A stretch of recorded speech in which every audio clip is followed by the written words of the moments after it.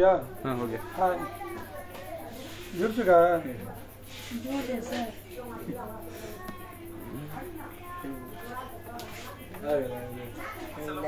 ठीक है।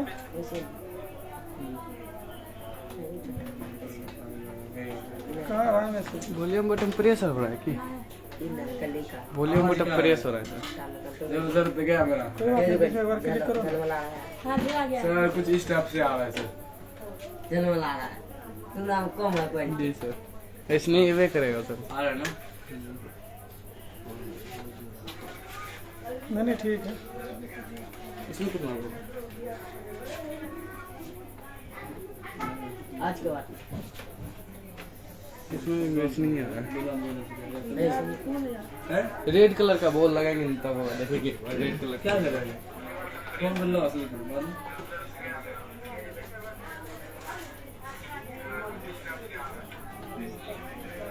तो मैंने सामने लगा वन से किया है।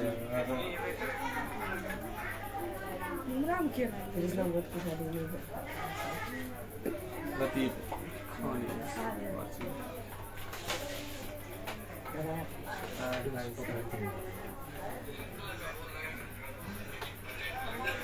लेट हो रहा है। दीवाना ये बाजी। चलिए, कुल मिलाकर के 4 बंदे जुड़े हुए हैं और क्लास थोड़ा सा विलम्ब हुआ है ना। यदुवंशी कुमार कृष्णा यादव जुड़े हुए हैं जो कि ऑनलाइन के साथ साथ ऑफलाइन भी क्लास में है।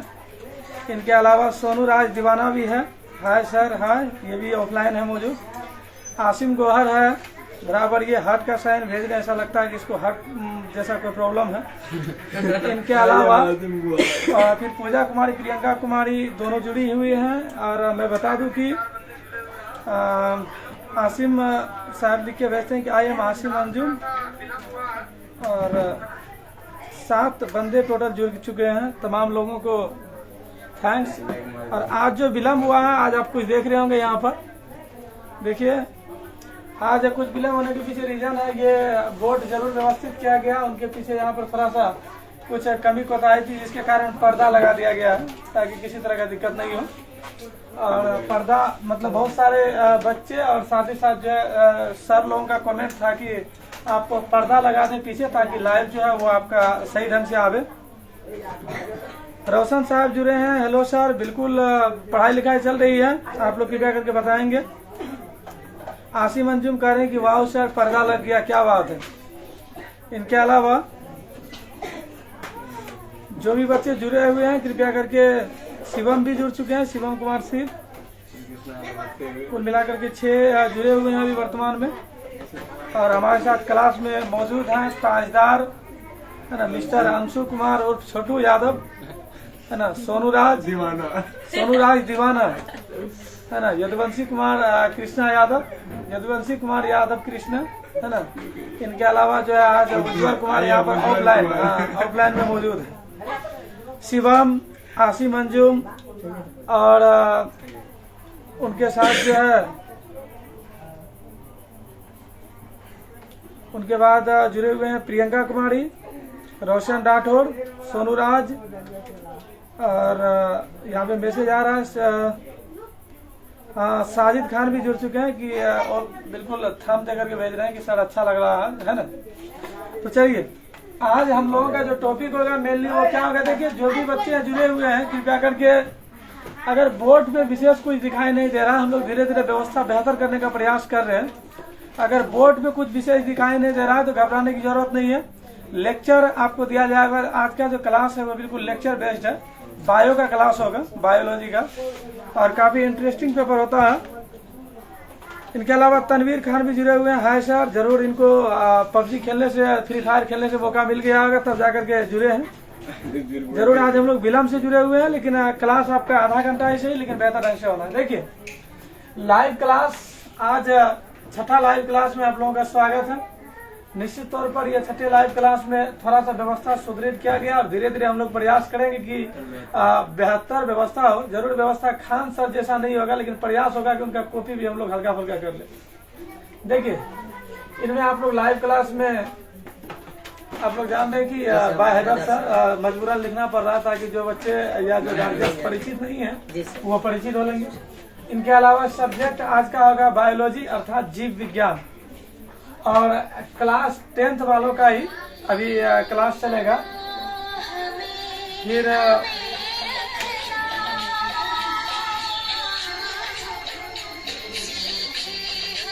वॉल्यूम बटन प्रेस करना। हाँ सर, नहीं वो हेलो हेलो हेलो, हाँ कौन है?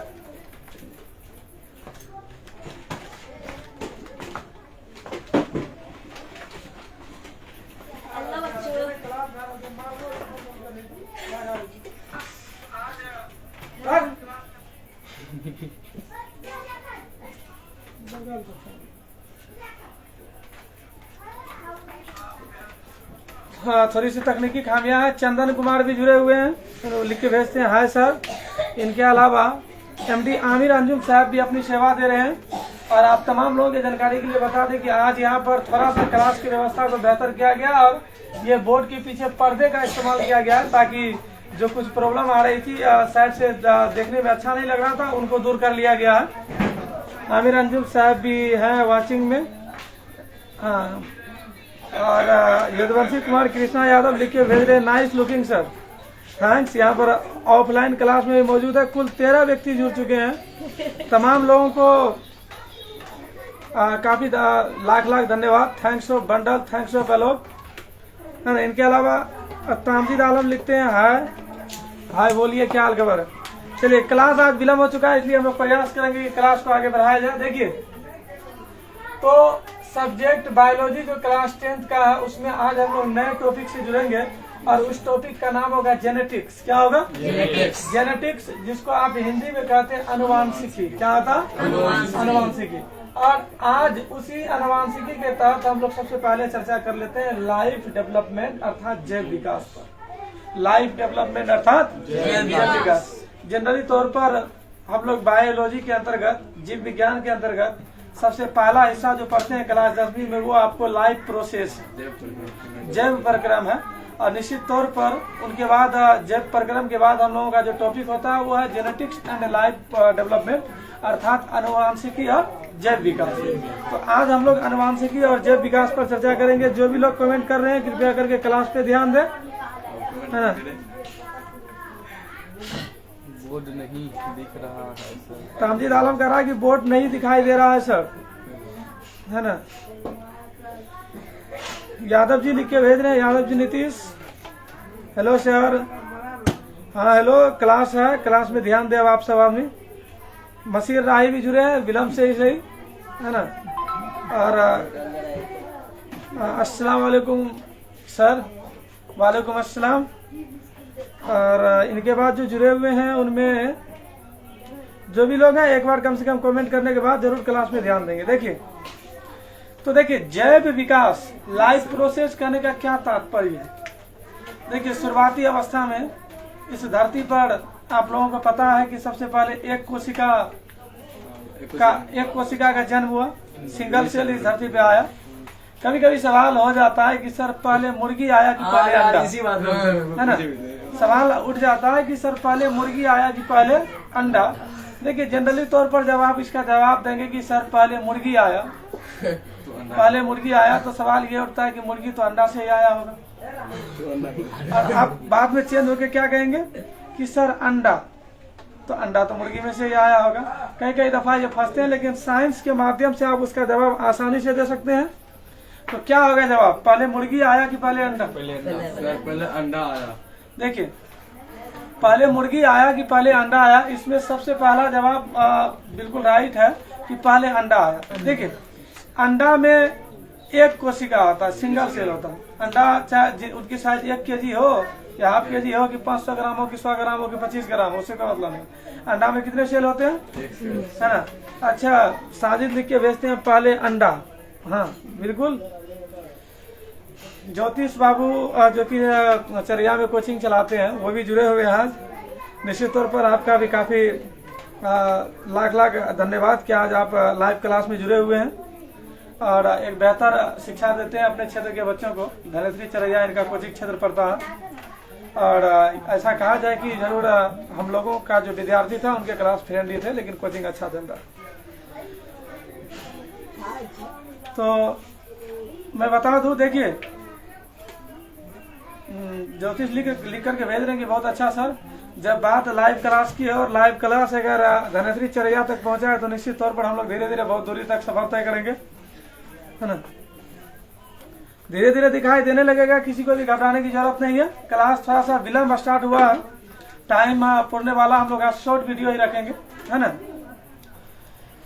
देखिए, तो पहले मुर्गी आया कि पहले अंडा, तो निश्चित तौर पर पहले अंडा आया।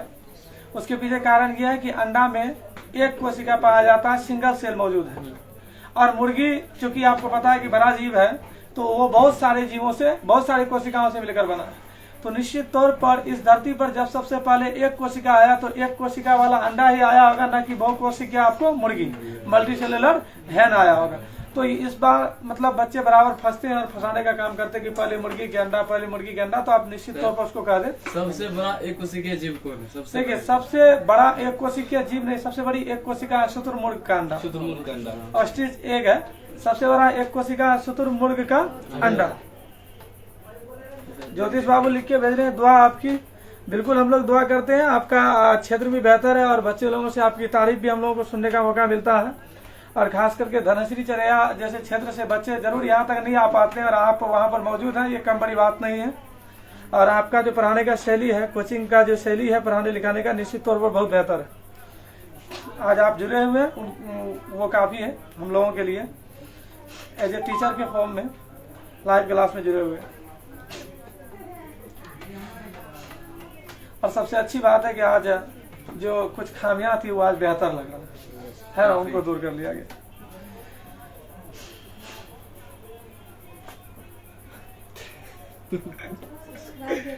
तो ज्योतिष बाबू लिख के भेज रहे हैं कि आपको हम आगे बढ़ाना चाहते हैं और हम भी बिल्कुल बिल्कुल हम लोग का भी प्रयास है कि आप भी काफी आगे जाए और काफी आपको पहचान मिले, ताकि और खास करके ज्योतिष जो है आपके जानकारी के लिए बता दें, जो भी स्टूडेंट्स जुड़े हुए हैं, जो भी लाइव ये ऑफलाइन क्लास में है, वो खास करके जहाँ पे हम लोग सद्दाम सर के पास पढ़ने जाते थे, तो हम लोगों से लगभग 2 या 3 साल शायद जूनियर होगा।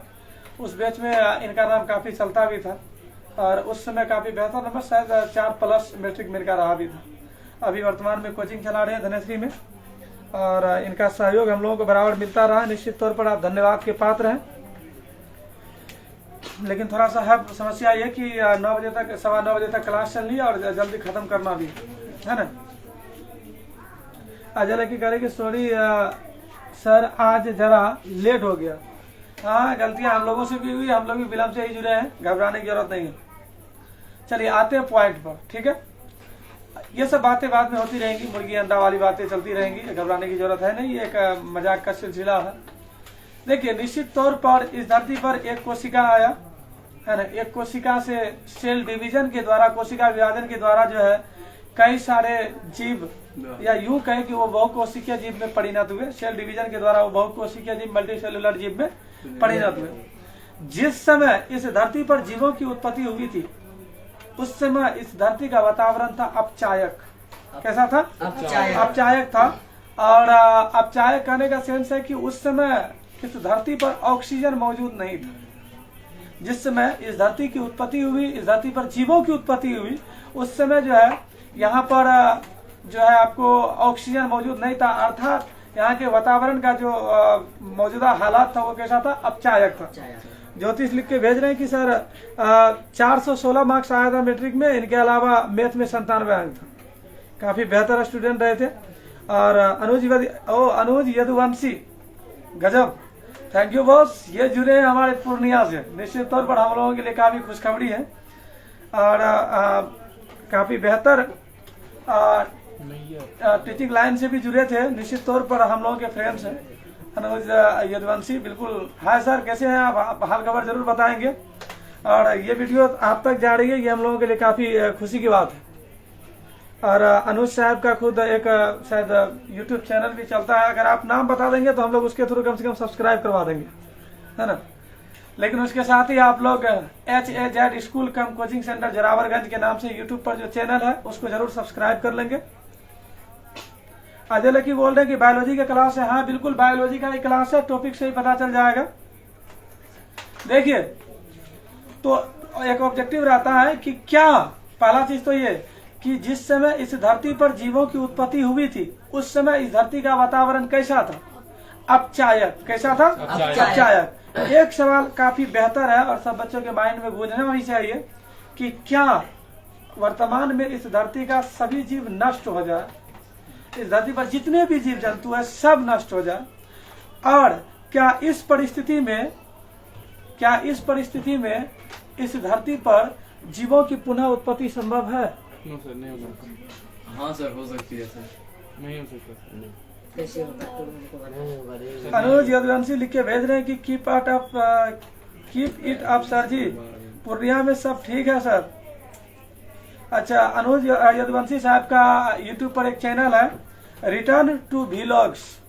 रिटर्न टू व्लॉग, हाँ रिटर्न टू व्लॉग्स। तो ज्योतिष बाबू लिख के भेज रहे हैं कि मेरा भी यूट्यूब चैनल है सर, नाम बताएंगे कृपया करके। ज्योतिष ज्ञान दर्शन कोचिंग सेंटर धनेश्री भड़गमा अररिया। ज्योतिष ज्ञान दर्शन कोचिंग सेंटर धनेश्री भड़गमा अररिया। इनके अलावा अनुज बाबू का जो है वो रिटर्न्स टू व्लॉग्स है। तो निश्चित तौर पर जो भी लोग जुड़े हुए हैं इन रिटर्न्स टू व्लॉग्स, आपको पूर्णिया से जुड़े हुए अनुज यदुवंशी का एक यूट्यूब चैनल है, उसको सब्सक्राइब कर देंगे। और साथ ही साथ ज्योतिष कुमार का है ना, किसका, ज्योतिष ज्ञान दर्शन कोचिंग सेंटर धनेश्री भड़गमा अररिया से जो है, इनका यहाँ पर एक बच्चे यहाँ पर खास करके सब्सक्राइब कर भी रहे हैं, है ना। कर दीजिए निश्चित तौर पर सब्सक्राइब कर दीजिए। और साथ ही साथ हम चाहेंगे कि हमारा जो एक यूट्यूब चैनल है HAZ स्कूल कम कोचिंग सेंटर जोरावरगंज के नाम से, उनको भी आप लोग सब्सक्राइब कर देंगे। MD जिशान फजल भी जुड़े हुए हैं। जिशान साहब, आप लोगों की सपोर्ट की जरूरत है। HAZ स्कूल कम कोचिंग सेंटर जोरावरगंज के नाम से जो ID है, आप लोग बड़े बड़े जगहों से जुड़े हुए हैं, उसको सब्सक्राइब कर देंगे। करवा दीजिएगा। करवाने का टेस्ट करिए। अच्छा, मसीर राय कह रहे हैं कि क्या सर आप क्लास करवाते हैं या चैनल का प्रचार करते हैं? देखिए निश्चित तौर पर जो लोग जुड़े हुए हैं उनको भी सपोर्ट होनी चाहिए, है ना।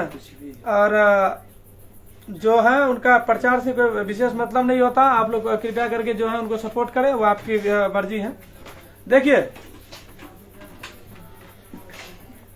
हाँ, तो हम लोग आ रहे थे कि क्या जिस समय इस धरती पर जीवों की उत्पत्ति हुई थी उस समय इस धरती का जो वातावरण था वो अपचायक था। क्या अब इस धरती पर पुनः जीवों की उत्पत्ति होना संभव है जब इस धरती पर से सारे जीव समाप्त हो जाएंगे? नहीं, क्योंकि देखिए जिस समय इस धरती पर जीवों की उत्पत्ति हुई थी उस समय वातावरण में ऑक्सीजन मौजूद नहीं था, लेकिन निश्चित तौर पर अभी ऑक्सीजन मौजूद है। अगर यहाँ से सभी जीव नष्ट होते हैं तो कहीं न कहीं पुनः इस धरती पर जीवों की उत्पत्ति संभव नहीं है। अब हम लोग अगला टॉपिक पे आते हैं। आनुवांशिकता से पहले हम लोग आएंगे विभिन्नता पर। किस पर? विभिन्नता। और इस विभिन्नता पर हम लोग आते हैं।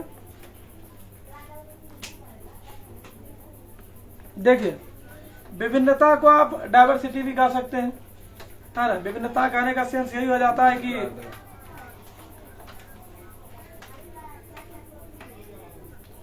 विभिन्नता का तात्पर्य यही होता है कि अब देखिए एक ही माता पिता के जो संतान है, अब एक माँ बाप के जो संतान है वो रंग में, कद में, है ना, उनका अगर चलना फिरना देखा जाए उस हिसाब से वो डिफरेंट होते हैं, अलग अलग होते हैं। निश्चित तौर पर एक बड़ा सबब था कि आखिर ऐसा क्यों होता है कि एक ही माँ बाप के संतान रंग में अलग, हाइट में छोटे या बड़े, है ना, इनके साथ ही साथ जो है चलना फिरना अलग, कोई ब्रेन में काफी तेज तराक शुरू से और कोई ब्रेन के मामले में थोड़ा कम तेज तराक। तो ये सब की खोज के पीछे ही आपको आनुवंशिकता की कहानी है, जेनेटिक्स की कहानी है। दीपक सर भी जुड़े हुए हैं। अनुज यदुवंशी कह रहे कि प्रभाकर सर से बात होती है। हाँ बिल्कुल, कभी कभी होती है। तो इनके अलावा देखिए तो विभिन्नताएं अगर देखा जाए, विभिन्नताएं मतलब विभिन्नता का सबसे पहले हम लोग महत्व समझते हैं क्या है। देखिए, अगर एक ही माँ बाप के संतान अगर सब एक ही रंग के होते, एक ही हाइट के होते, एक ही मतलब चलने फिरने के होते, तो निश्चित तौर पर वहां एक बड़ी समस्या उत्पन्न होती। अब अगर मान लेते हैं कि कोई श्याम नाम का आदमी है, उसके 4 बेटे हैं, चारों बेटे की हाइट उतनी है, चारों बेटे जो है एक जैसे दिखते हैं, कलर भी वही है, चलना फिरना भी वही, आवाज भी वही। अब एक ने गलती की, अब ये आप कैसे तय करेंगे कि उस 4 में से किसने गलती की? तो एक बड़ा प्रॉब्लम था। तो ऊपर वालों ने जो भी रचना बनाई, निश्चित तौर पर काफी सोच समझ करके बनाई गई रचना है। तो ये विभिन्नता का महत्व है, जहां पर आप लोगों की का जो व्यक्तिगत पहचान है, इंडिविजुअल उसका जो आइडेंटिटी है, उनको क्लियर करते हैं। ठीक है। तो विभिन्नताएं 2 प्रकार की होती है। विभिन्नताएं कितने प्रकार की होती है? 2। एक होता है जननिक विभिन्नता, है ना, और दूसरा होता है आपको कायिक विभिन्नता। तो जननिक विभिन्नता जो होता है, इसको अंग्रेजी में जर्मिनल, है ना, जर्मिनल कहते हैं। इनके अलावा जो है आपको कायिक जो है उसको हम लोग सेमेटिक कहते हैं। तो जननिक विभिन्नता क्या है? देखिए, कुछ विभिन्नताएं बच्चों में जन्म के साथ आती है, कुछ विभिन्नताएं जो है बच्चों में जन्म के साथ आती है, उसको हम लोग कहते हैं जननिक विभिन्नता। क्या कहते हैं? जननिक विभिन्नता।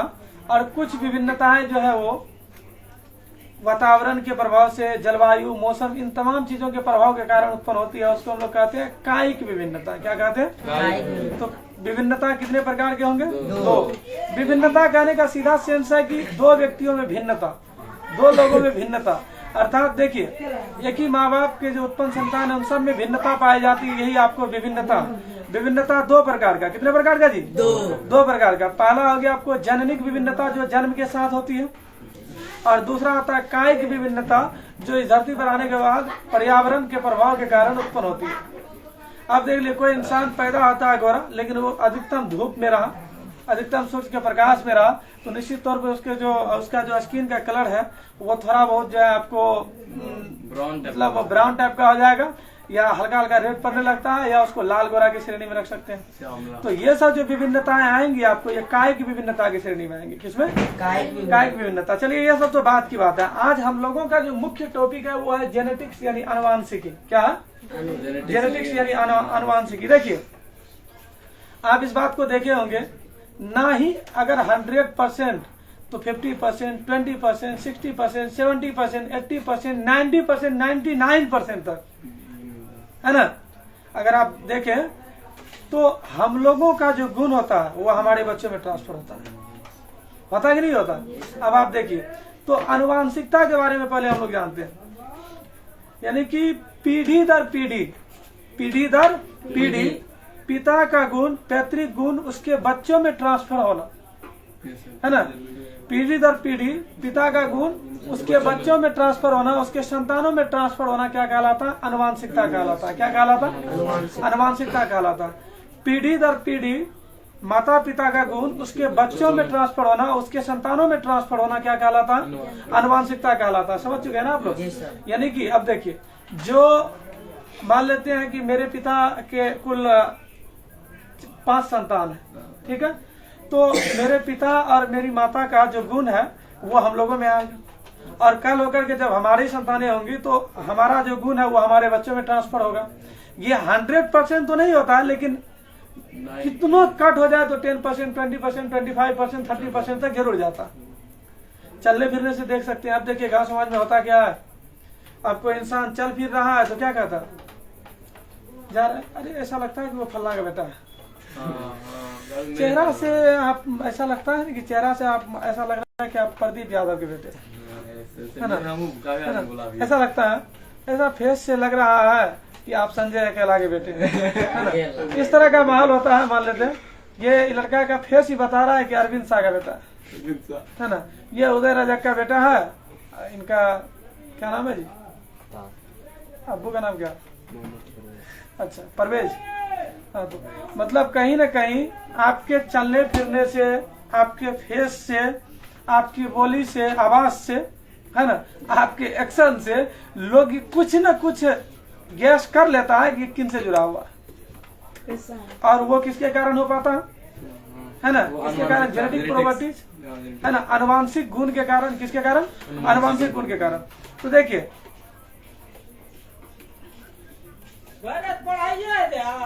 लास्ट है 15-20 मिनट।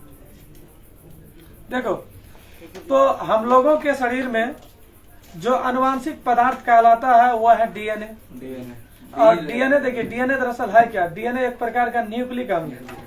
न्यूक्लिक अम्ल कुल 2 प्रकार का होता है। न्यूक्लिक अम्ल कितने प्रकार का, 2 है ना, डीएनए और आरएनए। न्यूक्लिक अम्ल कितने प्रकार के होते हैं, 2 प्रकार का। कौन कौन, डीएनए और आरएनए। डीएनए का फुल फॉर्म होता है deoxyribose nucleic acid. Deoxyribose nucleic acid, ये डीएनए का फुल फॉर्म हुआ। और आरएनए का आता है राइबोस न्यूक्लिक एसिड। मोबाइल है ना,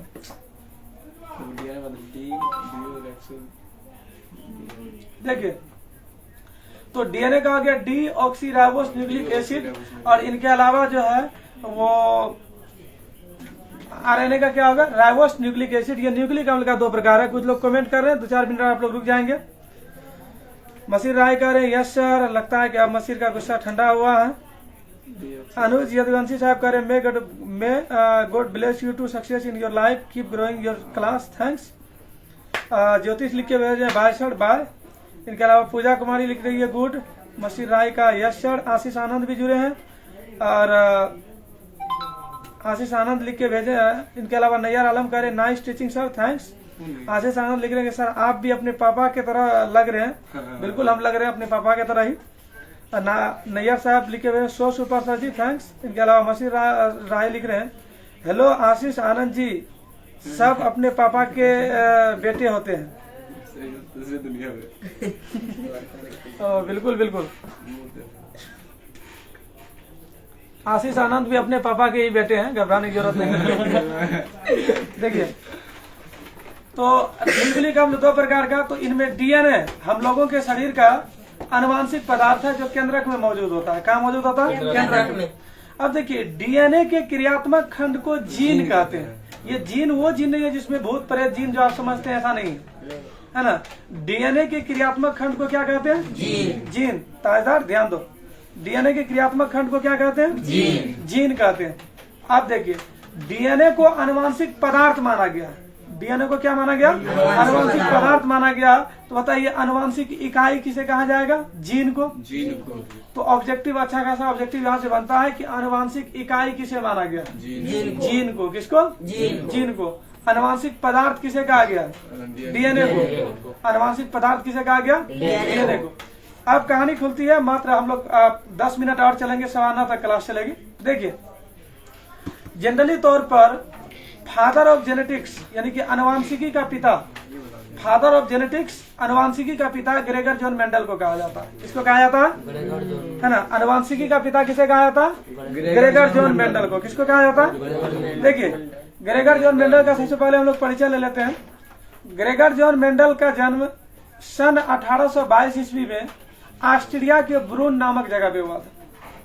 ग्रेगर जॉन मेंडल का जन्म कहाँ हुआ था, सन 1822 ईस्वी में ऑस्ट्रिया के ब्रून नामक जगह। देखिए, ये ग्रेगर जॉन मेंडल जो थे, ब्रून में ही उसका जो ईसाइयों का एक मठ था, उसमें वो पादरी थे। ग्रेगर जॉन मेंडल ब्रून में, ऑस्ट्रिया में ईसाइयों के मठ में क्या थे, पादरी थे। और उनको ये बातें थोड़ा सा अजीब लगी कि आखिरकार एक ही माँ बाप के जो संतान है वो अलग अलग रंगों के, अलग अलग हाइट के या अलग अलग तरह के क्यों होते हैं। तो उस पर उन्होंने शोध करना शुरू किया। जब शोध करना शुरू किया, रिसर्च करना शुरू किया, तो आरंभिक अवस्था में लोग उसको पागल समझने लगे। और ऐसा माना जाता है कि शायद ग्रेगर जॉन मेंडल जो थे वो 10 से 15 साल के आसपास तक स्नान नहीं किए थे। ऐसा एक किंवदंती है, कहा जाता है ना, ऐसा एक किंवदंती है, कहा जाता है। हम लोग भी सुने हैं, उसको लेकर पूरा ख्यात नहीं है कि ऐसा ऐसा। और बिल्कुल लग गए, लेकिन लोग इसको पागल समझते थे। इनका आधा जीवन ऐसा कहा जाता है कि मटर की खेती में ही गुजरा, मटर के खेतों में ही गुजरा, क्योंकि इन्होंने इस बात का खोज करने के लिए कि एक ही माँ बाप के जो संतान है वो डिफरेंट तरह के क्यों है, उनको लेकर के सबसे पहले एक्सपेरिमेंट, अपना पहला एक्सपेरिमेंट जो किया वो मटर के पौधों पे किया। किस पर किया? मटर के पौधे पर। तो पूछा जाता है कि मेंडल ने अपना प्रयोग किस पौधे पर किया था? मटर के पौधे पर। किस पौधे पर? मटर के पौधे पर किया। मेंडल ने अपना पहला प्रयोग किस पर किया? मटर के पौधे पर किया। अब देखिए, मटर का वैज्ञानिक नाम, साइंटिफिक नेम होता है प्यूसम सेटिवम। क्या होता है? प्यूसम सेटिवम। मटर को अंग्रेजी में पी कहते हैं, पी प्लांट। और इसका वैज्ञानिक नाम, मटर का जो वैज्ञानिक नाम है वो है प्यूसम सेटिवम। क्या? प्यूसम सेटिवम। मटर का वैज्ञानिक नाम क्या है वो? प्यूसम सेटिवम। देखिए, जितने भी हमारे अंटर पंटर जुड़े हुए हैं, जितने भी लोचन सोचन है, बाल गोविंद, उसके अलावा बाल मुकुंद सब है, कृपया करके कमेंट छोड़ करके आप लोग क्लास पे फोकस करें, है ना। इनके अलावा हम देख रहे हैं कि सुमन चचा भी जुड़े हैं और शायद एक दिन और जुड़े थे, काफी बेहतर शायरी भी मारे थे और आज भी जुड़े हुए हैं। सुमन चचा जो है ये इसरान कला पंचायत में समाज सेवक के तौर पर जाने जाते हैं और बराबर जहाँ भी जिस किसी को भी हेल्प की जरूरत पड़ती है तो वहाँ पर निश्चित तौर पर वे खड़े रहते हैं। और जिनको भी लगे ऐसा कि हमें कुछ जरूरियात है, निश्चित तौर पर आप सुमन कुमार यादव से जोरावरगंज में मिल सकते हैं। एक बेहतर समाज सेवक, जो एक उचित समाज सेवक होना चाहिए, उसका बराबर भूमिका निभाते रहे। देखिए, तो ग्रेगर जॉन मेंडल के ऊपर चर्चा हो रही थी कि ग्रेगर जॉन मेंडल का जन्म 1822 में ऑस्ट्रिया के ब्रून में हुआ। वो ईसाइयों के एक मठ में पादरी थे और उन्होंने अपने प्रयोग के लिए सबसे पहले मटर के पौधे को चुना। मटर का वैज्ञानिक नाम होता है प्यूसम सेटिवम। क्या होता है? प्यूसम सेटिवम होता है। मटर का वैज्ञानिक नाम क्या होता है? प्यूसम सेटिवम। अब सवाल ये उठता है कि ग्रेगर जॉन मेंडल ने अपने प्रयोग के लिए मटर के पौधे को क्यों चुना? ऐसा आप दो अंक का क्वेश्चन भी रहता है। देखिए, पहला चीज तो ये, मटर के पौधे को आप साल में 2 बार उगा सकते हैं, तो उस पर एक्सपेरिमेंट करना आसान था। दूसरी बात है ये, मटर थोड़ा सस्ता भी होता है तो ज्यादा खर्च नहीं उठता। तीसरा चीज ये कि मटर विभिन्न कलर के भी हो सकते हैं, काला, थोड़ा भूरा, इस टाइप का भी होता है, मतलब पकने के बाद, है ना। और अगला चीज ये कि मटर का जो दाना था कुछ गोल, कुछ चौकोर टाइप से हल्का, इस टाइप का भी होता है, कुछ छोटा, कुछ बड़ा, सब साइज का होता। तो सब तरह का प्रयोग करने के लिए, सब तरह का एक्सपेरिमेंट करने के लिए उनको लगा कि मटर का पौधा ही ज्यादा उपयुक्त है, तो उन्होंने मटर के पौधों को चुना।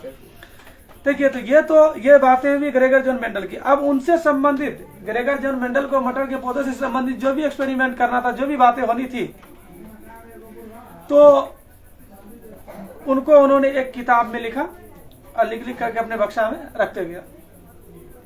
लेकिन उनके मरने के बाद तक उनकी जो भी मान्यताएं थी, जो भी खोज था, लोग कहता था ये पागल है और जो भी लिख रहा है ये सब, सबका कोई जगह नहीं है, ऐसा कोई सोच नहीं। माँ बाप से उत्पन्न संतान है तो अलग अलग होंगे ही होंगे, मतलब लोगों का एक ऐसा सोच था। लेकिन हुआ क्या कि मेंडल का जो भी प्रयोग था उनको किसी ने वैल्यू नहीं दिया, उनका कोई मान्य नहीं दिया और बेचारे मेंडल जो है, ग्रेगर जॉन मेंडल, 1884 में उनका देहांत हो गया। कब? 1884 में। देखिए, मेंडल जो है मटर के पौधे के ऊपर जो प्रयोग किया था, उन्होंने 1866 में annual proceedings of the natural history society of Brunn में उसको प्रकाशित किया था। 1866 में annual proceedings of the natural history society of Brunn में उन्होंने उसको प्रकाशित किया। लेकिन उनके प्रयोग पर किसी ने ध्यान नहीं दिया, बिल्कुल ध्यान से हटा दिया गया और ग्रेगर जॉन मेंडल की मृत्यु 1884 में हो गई। देखिए, अब होता क्या है कि उनके मरने के, देखिए 1866 के 34 साल बाद, 1866 के 34 साल बाद, या यूं कहे कि उसके मरने के 16 साल बाद, 1900 है ना, 1900 में, मतलब इटली के 3 वैज्ञानिक ने आनुवांशिकता से संबंधित जो है अपना नियम दिया और पूरे दुनिया में हाहाकार मच गई कि इटली के 3 वैज्ञानिकों ने वो कर दिया जो संभव नहीं था। आनुवांशिकी का खोज कर दी, जेनेटिक्स के बारे में बता दिया, जबकि उन तमाम जानकारी के बारे में ग्रेगर जॉन मेंडल पहले ही बता चुके थे, लेकिन उनको तरजीह नहीं दी गई थी। लेकिन अब देखिए हुआ क्या कि ग्रेगर जॉन मेंडल जो थे, अब होता, हमारे दादाजी क्या करते थे, कुछ परसेंट हमको तो ख्याल रहेगा। मेरे पिताजी बताएंगे कि देखो बेटा, दादाजी तुम्हारे ये करते थे, वो करते थे, और बहुत सारी बातें हैं जिनको हम देखे भी हैं। ऐसा होता है कि आप में से सभी लोग अपने अपने दादा से संबंधित कुछ बातों को जानते कि चलिए मेरे दादाजी पहले क्या करते थे। तो ग्रेगर जॉन मेंडल जो थे वो मर तो जरूर गए थे, लेकिन उनके बेटे थे, पोते थे। उनके पोते जब पेपर में पढ़े कि इटली के वैज्ञानिकों ने वो कर दिया जो दुनिया में संभव होने वाला था ही नहीं, जेनेटिक्स जैसे टर्म की खोज कर दी, जेनेटिक्स के बारे में बताया, आनुवांशिकता क्या है, पैतृक गुणों का ट्रांसफर होता है, डीएनए के बारे में बताया, जीन के बारे में बताया, ऐसा चर्चा चल रहा था। तो उसी क्रम में जो है अब ग्रेगर जॉन मेंडल जो करते थे, इनकी जानकारी जो है वो आपको उनके पोते को भी थी कि मेरे दादाजी ये सब करते थे। तो उनके पोते को लगा कि भाई ये जिस चीज की खोज की चर्चा आज चल रही है, मेरे दादाजी तो इस बात को 34 साल पहले ही एक बुक में लिखकर चले गए थे। और उस बुक का नाम क्या था? तो उस बुक का नाम था annual proceedings of the natural history society of Brunn. Annual proceedings of the natural history society of Brunn, उसमें तो लिख करके गया था और वो बुक बचा हुआ भी था, एक प्रमाण था बुक के तौर पर। तो वो मीडिया से कंडक्ट किए, जाकर के जो मिले कॉन्टेक्ट किए, और उसके बाद उन्होंने कहा कि देखिए जिस चीज की खोज की चर्चा चल रही है, इस खोज को देखिए मेरे दादाजी तो इससे पहले इनके बारे में सारा बात बता दी। उसके बाद जाकर के इटली के जो 3 वैज्ञानिक थे उन तीनों को पता चला, तो वो तीनों वैज्ञानिक आए और जब उन्होंने मेंडल की लिखी गई बातों को पढ़ना शुरू किया, तो जो भी बातें लिखी गई थी सारा का सारा 100% सही लिखा गया, जिनको कि 34 साल के लिए बक्सा में पैक कर दिया गया था। वो 34 साल के लिए बक्सा में उसका जो थ्योरी था वो पैक हो गया था, 34 साल के बाद वो खुला। अब वहां से तीनों वैज्ञानिक सोचते थे ओह मेंडल ने कुछ और लिख दिया होता, कुछ और लिख दिया होता तो वो भी सही होता और एक नया शोध हो जाता। तीनों वैज्ञानिक, चूंकि साइंटिस्ट होना आसान काम नहीं है, वो भी बड़े ही कमाल की बात है कि आप साइंटिस्ट है, कोई भी चीज को लेकर के रिसर्च करते हैं, खोज करते हैं, कोई भी चीज का बहुत बड़ा काम।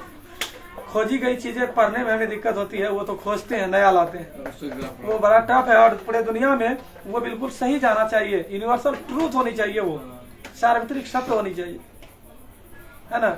अल्बर्ट आइंस्टीन ने कहा था जो बातें तुम अपने विद्यालय में सीखते हो वो तुम्हें विरासत में मिली। अब तुम्हारा ये फर्ज है कि तुम भी ऐसा काम करो कि तुम अपना अपना रिसर्च को अगले पीढ़ी को सौंप जाओ। लेकिन हम तो कहते हैं कि कम से कम आप उनके द्वारा जो बताया गई चीज है, आइंस्टीन का जो थ्योरी है या जो भी साइंटिस्ट ने जो थ्योरी दिया उसको आप पढ़ लें, वही काफी आज का स्टूडेंट्स ये होता है।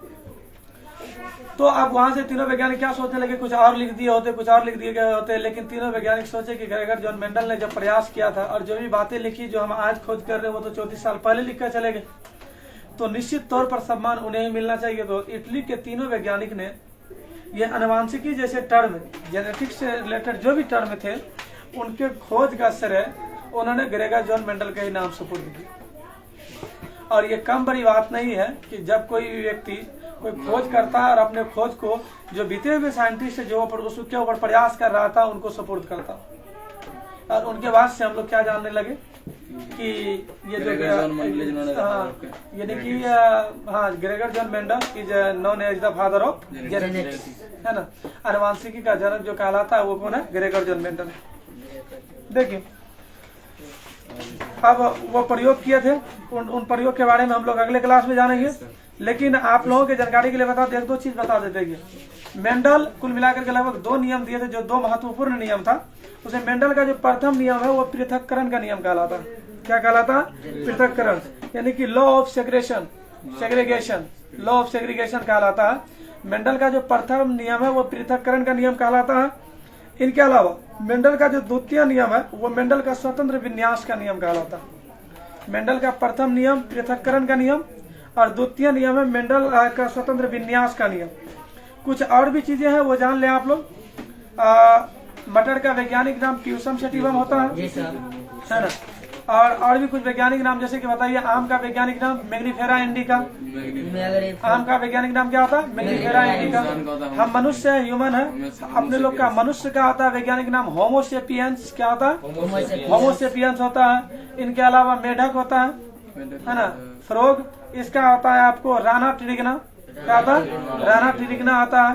फिर अगर आप टाइगर के ऊपर जाए, बाघ के ऊपर, तो उसका आता है पेंथ्रा टाइग्रिस। क्या होता है? पेंथ्रा टाइग्रिस। अफीम का वैज्ञानिक नाम होता है पेपावर सोमेनिफेरम। है ना। अफीम का वैज्ञानिक नाम क्या था? पेपावर सोमेनिफेरम। तो लगभग 10 से 15 कम से कम वैज्ञानिक नाम, साइंटिफिक नाम जो है वो आपको याद होनी चाहिए। देखिए मेंडल से संबंधित 2 ऑब्जेक्टिव और हम चर्चा करते थे। देखिए मेंडल ने जो नियम दिए थे उसमें एक संकर संकरण के लिए अगर बात की जाए, एक संकर संकरण के लिए लक्षण प्ररूपी अनुपात था आपको 3:1। क्या था? 3:1। मेंडल के प्रयोग में एक संकर संकरण के लिए लक्षण प्ररूपी अनुपात था 3:1 और जीन प्ररूपी अनुपात था 1:2:1। कितना था? 1:2:1। मेंडल के प्रयोग में एक संकर संकरण के लिए लक्षण प्ररूपी अनुपात था 3:1 और जीन प्ररूपी अनुपात था 1:2:1। वही अगर आगे बात की जाए तो द्विसंकर संकरण के लिए जो मेंडल का प्रयोग था उसमें लक्षण प्ररूपी अनुपात था 9:3:3:1, है ना। हाँ, द्विसंकर संकरण के लिए जो अनुपात था 9:3:3:1, ये लक्षण प्ररूपी अनुपात है द्विसंकर संकरण के लिए। और जीन प्ररूपी अनुपात था द्विसंकर संकरण के लिए क्या? 1:2:2:4:1:1:2:1:1:2:1। ये काफी लंबा है और ये होता कैसे है इन्हीं के बारे में कल हम लोग जानेंगे। जैसे कि मेंडल का एक संकर संकरण के लिए लक्षण प्ररूपी अनुपात और जीन प्ररूपी अनुपात 9:3:1 और 1:2:1। ये कैसे हुआ? फिर द्विसंकर संकरण में 9:3:3:1 कैसे हुआ? इनके अलावा जो भी अनुपात हैं ये किस प्रकार हुआ? इनके साथ ही साथ लिंग निर्धारण कैसे होता है ना। तो मतलब सेक्स डिटरमिनेशन ये कैसे होता है, इन तमाम चीजों के साथ हम लोग अगले क्लास में चर्चा करेंगे। जो भी लोग जुड़े हुए थे, क्लास आज थोड़ा विलम्ब से हुआ था व्यवस्था को सुदृढ़ करने के लिए। आज की कहानी यहीं तक। इनके साथ साथ हम कुछ लोगों का जो है कमेंट्स पढ़ के सुना देते हैं, ध्यान देंगे। हाँ, नैयर बाबू लिख के भेजते हैं कि who gave an example on sir रेफ्स टेल। बिल्कुल, एक एग्जाम्पल अनुवांशिकी को जांच करने के लिए भी दिया गया था। चूहा का पूंछ काटा गया था। 21 पीढ़ी तक वाइसमैन ने 21 पीढ़ी तक वाइसमैन ने चूहा का पूंछड़ी को काटा था और ये देखने का प्रयास कर रहा था कि क्या फिर से चूहे में नया पूंछ आता है कि नहीं आता। ये एक गजब रोमांटिक का मतलब यू का इंटरेस्टेड इंटरेस्टेड एक्सपेरिमेंट था ये वाइसमैन के द्वारा। नैयर साहब बता रहे कि उस पर भी बिल्कुल सर कल पाया होगा। Ajay Lucky good night sir, good night. इनके अलावा अजय लकी कह रहे हैं sir bye, dinner eating and sleeping, thank you. Tamid Alam लिख रहे हैं थैंक यू। और Puja Kumari, Priyanka Kumari, very nice sir, thanks. और अजय लकी कह रहे हैं कि थैंक्स फॉर मी। अच्छा थैंक्स, हाँ आपके लिए थैंक्स। और यादव नीतीश ओके सर। अजय लकी कह रहे हैं कि मटर के पौधे, हाँ आंसर दिए थे आप। नैयर आलम कह रहे हैं most welcome sir ji, most welcome. Puja Kumari good night sir, good night. अब आप लोग जाकर के मेंडल के बारे में स्टडी करें। जो भी अनुवांशिकी का सिद्धांत था, विभिन्नता था, जैव विकास है, उनके बारे में स्टडी करें। आज जो कुछ भी हो पाया है वो बता पाए हैं, वो आपको कैसा लगा जरूर कमेंट करके बताएंगे। आज की कहानी यहीं तक, मिलते हैं हम लोग अगले एपिसोड में। तब तक के लिए बाय बाय। निश्चित तौर पर आप लोग HAZ स्कूल कम कोचिंग सेंटर जोरावरगंज को सब्सक्राइब भी करेंगे, लाइक और कमेंट कर देंगे। धन्यवाद।